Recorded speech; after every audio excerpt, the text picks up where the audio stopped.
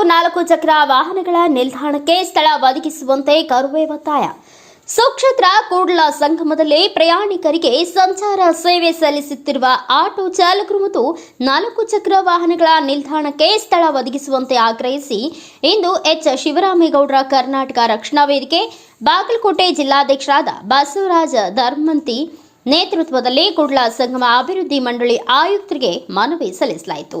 ಇದೇ ಸಂದರ್ಭದಲ್ಲಿ ಕರ್ವೆ ಮುಖಂಡರಾದ ಗಣೇಶ್ ನಾಯಕ್, ಸಂಜಯ್ ಗೌಡರ್, ಸೋಹೇಲ್ ಸುತಾರ್, ಶಾಂತಾ ಬಾವಿಕಟ್ಟಿ, ಮಂಜುಳಾ ಅಂಗಡಿ, ನಾಗೇಶ್ ಗಣಾಚಾರಿ, ಶ್ರೀಶೈಲ ಹುದ್ದಾರ್, ಖಾಸಿಂ ಮುಲ್ಲಾ, ಸಂತೋಷ್ ಪರಂಗಿ, ಪ್ರವೀಣ್ ಹೊಲ್ದೂರ್ಮಠ್, ರೇಖಾ ಭಜಂತ್ರಿ, ಕಸ್ತೂರಿಬಾಯಿ ಮೆಹರ್ವಾಡೆ, ಸುಮಿತ್ರಾ ಶಿರೂರ್, ರೂಪಾ ಮಾಸಾ, ಅನಸೂಯ ಐಲಿ ಹಾಗೂ ಕಾರ್ಯಕರ್ತರು ಉಪಸ್ಥಿತರಿದ್ದರು.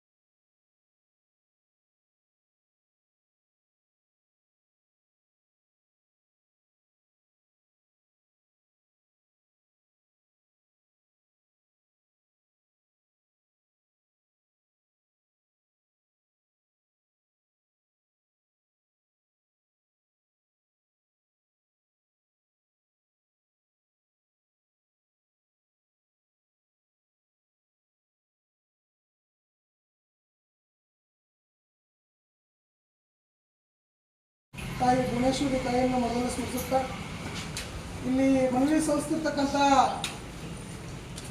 ವಿಷಯವೇನಪ್ಪ ಅಂತಂದ್ರೆ, ಇಲ್ಲಿ ಸುಕ್ಷೇತ್ರ ಕೂಡಲ ಸಂಗಮದಲ್ಲಿ 1999 ಸಾಲಿನಿಂದ ಇಲ್ಲಿವರೆಗೂ ಬಹುತೇಕ ಅಸಂಖ್ಯಾತ ಭಕ್ತರು ಇಲ್ಲಿಗೆ ಬರುವಂಥ ಒಂದು ಐಕ್ಯವಾದ ಸ್ಥಳ ಹಾಗೂ ಪ್ರವಾಸಿಗರ ತಾಣ.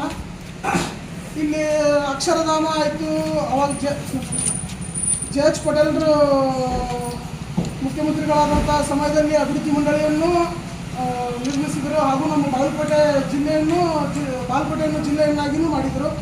ಅವಾಗಿನಿಂದ ಇವಾಗಿನವರೆಗೂ ಅಲ್ಲಿಂದ ಇಲ್ಲಿನ ಬರ್ತಕ್ಕಂಥ ಭಕ್ತಾದಿಗಳಿಗೆ ಚಾಲಕರ ಕೊಡುಗೆ ಏನಪ್ಪ ಅಂತಂದ್ರೆ, ತ್ರಿಚಕ್ರ ಮತ್ತು 4 ಚಕ್ರ ವಾಹನಗಳ ಚಾಲಕರು ಅಲ್ಲಿಂದ ಹಿಡಿದು ಇಲ್ಲಿವರೆಗೂ ಎಲ್ಲ ಭಕ್ತರು ಅವರು ಉಪಜೀವನಕ್ಕಾಗಿ ದುಡಿಮೆನೂ ಆಯಿತು, ಬಂದಂಥ ಭಕ್ತರುಗಳಿಗೂ ಅನುಕೂಲವಾಗಲಿ ಅಂತ ಹೇಳಿ ಚಾಲಕರು ಅಲ್ಲಿಂದ ಇಲ್ಲಿವರೆಗೂ ಸೇವೆಯನ್ನು ಸಲ್ಲಿಸ್ಕೋತ ಬರ್ತಾ ಇದ್ದಾರೆ.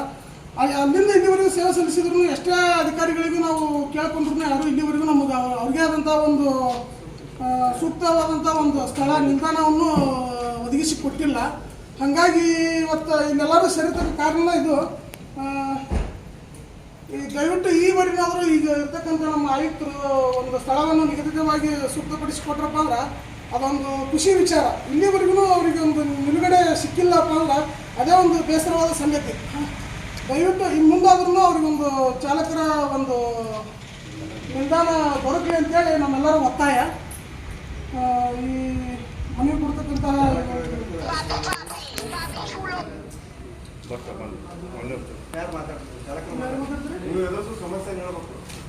ಚಾಲಕರು ಸಂಗಮನಾಥನ ದೇವಸ್ಥಾನ ಸೇವೆಯನ್ನು ಸಲ್ಲಿಸ್ತಾರೆ.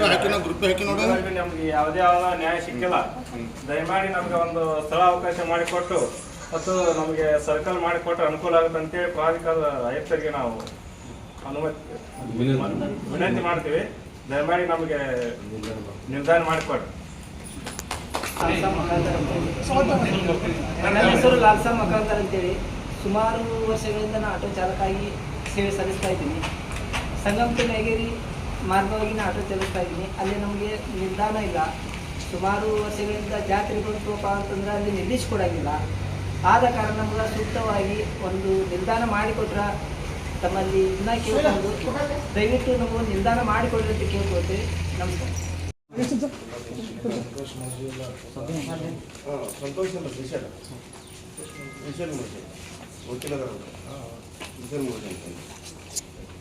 ಡ್ರೈವರ್ಗಳು ಒಂದು 4 ಮಂದಿ ಮುಂದೆ ಬರ್ರಿ. ಈಗಾಗಲೇ ಇಲಾಖೆಯವರಾಗಲಿ ಡ್ರೈವರ್ಗಳಲ್ಲಿ ಮಗ್ಳು ತಲುಪಿಸಿರ್ಬೋದು.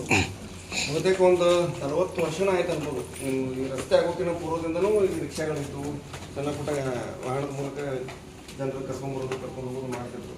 ಕೂಡಲ ಸಂಘ ಕೆಲವು 2 ಅಥವಾ 3 ಅಷ್ಟೇ KSRTC ಬಸ್ಸಿದ್ದ ಕಾಲದಾಗಿಂದ ನಮ್ಮ ಆಟೋ ಚಾಲಕರು ಬರುವಂಥ ಭಕ್ತರಿಗಾಗಲಿ ಪ್ರವಾಸಿಗರಿಗಾಗಲಿ ಸೇವೆ ಸಲ್ಲಿಸ್ತಾ ಬಂದಿದ್ದಾರೆ. ಉಪಜೀವನದ ಜೊತೆಗೆ ಸೇವೆ ಸಲ್ಲಿಸ್ತಾರೆ.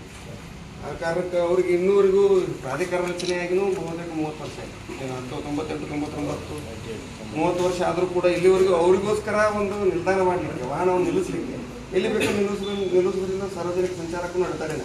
ಇವರು ಅದನ್ನು ಅಡೆತಡೆ ಮಾಡಬೇಕು ಅನ್ನೋ ಉದ್ದೇಶ ಅವ್ರಿಗೂ ಇಲ್ಲ, ಯಾರಿಗೂ. ಬಟ್ ಅನಿವಾರ್ಯವಾಗಿ ಏನಾಗ್ತಿತ್ತು ಅಂತಂದ್ರೆ ಬರೋ ಪ್ರವಾಸಿಗರನ್ನ ಭಕ್ತರನ್ನ ಕರ್ಕೊಂಡು ಹೋಗ್ಲಿಕ್ಕೆ, ಕರ್ಕೊಂಡ್ಬಂದು ಬಿಡಲಿಕ್ಕೆ, ನಿಲ್ಲಿಸಲಿಕ್ಕೆ ಸೂಕ್ತವಾದ ಜಾಗ ಇಲ್ಲ ಅಂತ ಕಾರಣಕ್ಕೆ ಅವ್ಯವಸ್ಥೆಯಾಗಿ ಬರುವಂಥ ಪ್ರವಾಸಿಗರಿಗೆ ಕಾಣಿಸುತ್ತೆ.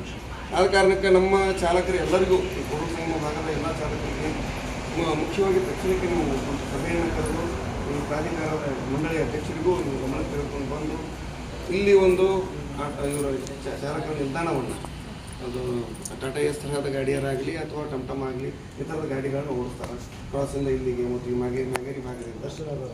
ಅಂದಾಜು ಎಷ್ಟು ಜನ ಇದ್ರಿ ನೀವೆಲ್ಲ ಚಾಲಕರು? ಒಂದು 200-300 ಜನ ಇದೆ ಸರ್. ಅಷ್ಟು 200-300 ಜನ